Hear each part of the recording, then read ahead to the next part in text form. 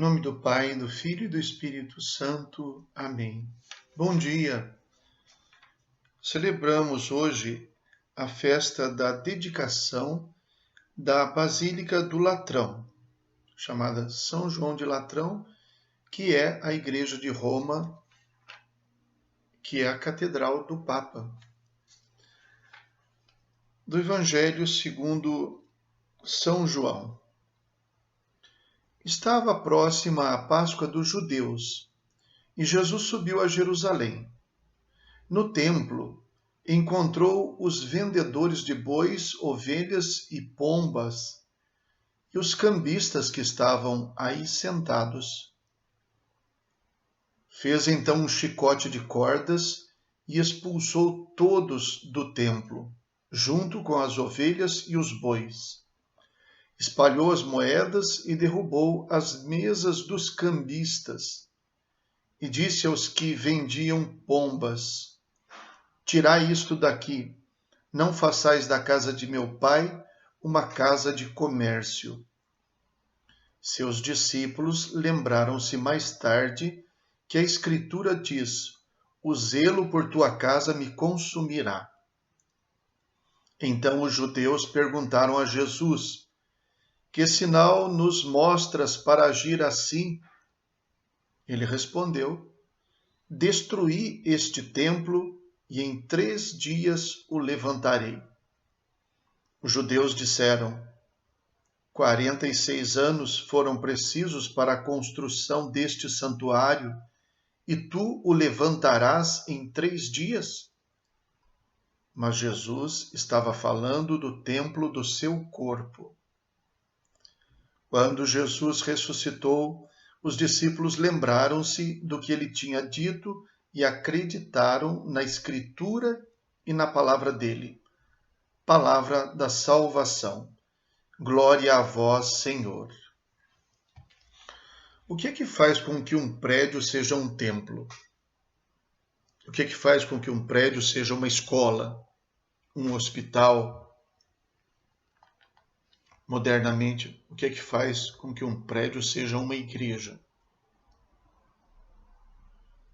Exatamente o nosso comportamento que corresponde à finalidade para a qual ele foi construído.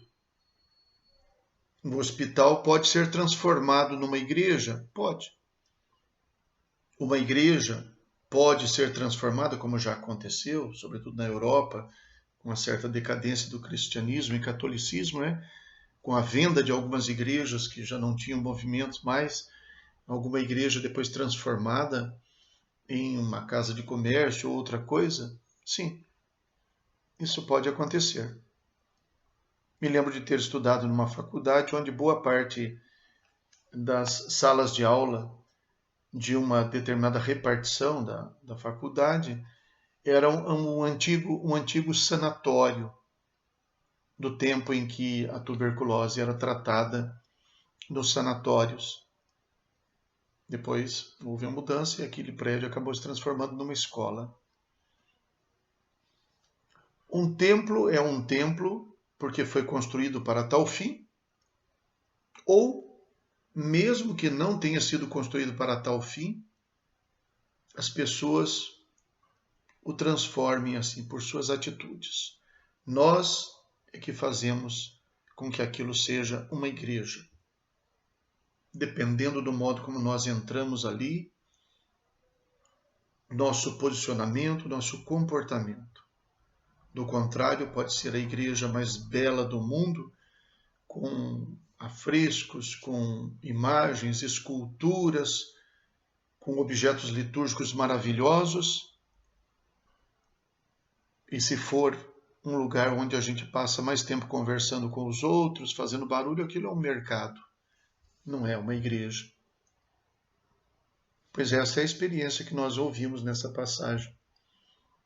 Eu me lembro de certa vez em que, numa igreja, um grupo de catequistas estavam pregando algumas gravuras de um mural na igreja, como sempre se faz, mas tinha gente em cima de uma mesa, e essa mesa era a mesa que era usada como altar. E na ocasião eu falei para eles, mas vocês estão subindo no altar para pregar uma gravura na parede? E a pessoa falou, não, mas é uma mesa. Eu disse, não, não é uma mesa. A partir do momento que foi colocada aqui, e que ela tem uma finalidade, que a gente celebra a missa aqui, ela é um altar, ela está na igreja com essa finalidade, não é uma simples mesa. É claro que Jesus também se refere, como também São Paulo vai falar depois, no templo do corpo. Jesus fala do templo do seu próprio corpo. E São Paulo vai falar que o nosso corpo é templo do Espírito Santo. Como é que ele é templo do Espírito Santo? Dependendo da maneira como nós lidamos com ele. Dependendo do cuidado que temos com ele. Da atitude, do comportamento. As coisas sagradas são sagradas porque nós as consideramos sagradas. Isso é muito importante porque a interpretação do que seja um lugar sagrado ou do que seja sagrado é, na verdade, como eu acabei de dizer, é uma interpretação. Uma coisa pode ser, para dar um exemplo pessoal, um relógio quebrado, velho, antigo. Eu tenho um relógio quebrado, não funciona, muito antigo. Mas, na verdade, para mim é um objeto muito importante. É um relógio que eu ganhei do meu avô. O relógio dele é antigo porque era dele. E mesmo quebrado, ele me deu porque era a lembrança dele do próprio trabalho, de um tempo em que ele inclusive usava o relógio para trabalhar. Então esse relógio quebrado não é um relógio quebrado. Para mim é uma recordação, é uma relíquia, é uma coisa muito importante. Não só porque me foi dada por ele, como também pelo fato de que era uma lembrança dele. Uma coisa que ele guardou por muito tempo como uma lembrança importante. Dias atrás eu tive uma felicidade de encontrar na paróquia um pequeno embrulho e quando cheguei lá era uma coisa que o padre Wendel tinha deixado, o padre aqui da nossa diocese, tinha deixado ali, ele que cuidou do padre Ernesto, nosso pároco emérito até os seus últimos dias, e que ele tinha deixado para mim, que era um crucifixo que o padre Ernesto usava.